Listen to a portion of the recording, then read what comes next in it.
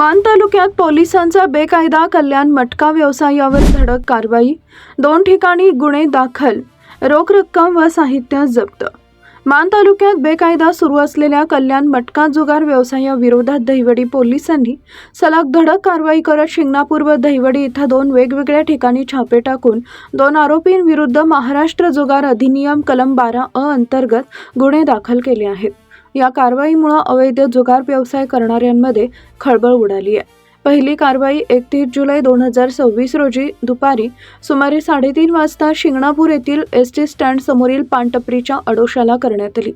पोलिसांना मिळालेल्या गोपनीय माहितीच्या आधारे रघुनाथ अण्णा चव्हाण वय वर्ष 62 राहणार शिंगणापूर तालुका मान हा कोणताही वैध परवाना नसताना स्वतःच्या आर्थिक फायद्यासाठी कल्याण मटका चालवत असल्याचं निदर्शनास आलं।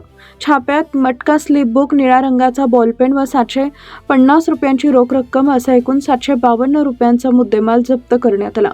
या प्रकरणी पोलीस कर्मचारी महेश नाना सोनवलकर यांच्या फिर्यादीवरून दहिवडी पोलीस ठाण्यात गुन्हा क्रमांक 229/2026 दाखल करण्यात आला असून पुढील तपास सहाय्यक फौजदार NS खाडे करत आहेत। दुसरी कारवाई त्याच दिवशी संध्याकाळी सुमारे 4:30 वाजता दहिवडी येथील दुर्गा माता मंदिराच्या भिंतीच्या अडोशाला करण्यात आली। विजय प्रकाश अवघडे वय वर्ष 31 राहणार गांधीनगर दहिवडी हा लोकांकडून आकड्यावर पैसे स्वीकारून बेकायदा कल्याण मटका चालवत असल्याची माहिती मिळाल्यानंतर पोलिसांनी छापा टाकला। या कारवाईत आरोपीकडून 1170 रुपयांची रोख रक्कम, निळ्या शाईचा बॉलपेन आणि आकडे लिहिलेले स्लिप बुक जप्त करण्यात आले। या प्रकरणी पोलीस हवालदार अजिनाथ शिवाजी नरबटे यांच्या फिर्यादीवरून गुन्हा क्रमांक 230/2026 दाखल करण्यात आला असून पुढील तपास पोलीस हवालदार BS खांडेकर करत आहेत।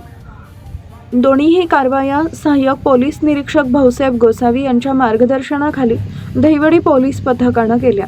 मान तालुक्यात बेकायदा जुगार व्यवसायाविरोधात पोलिसांच्या या सलग कारवाईमुळे अवैध धंदे करणाऱ्यांचे धाबे दणाणले असून अशा कारवाया पुढेही सुरू राहणार असल्याचं पोलिसांकडून स्पष्ट करण्यात आलं आहे।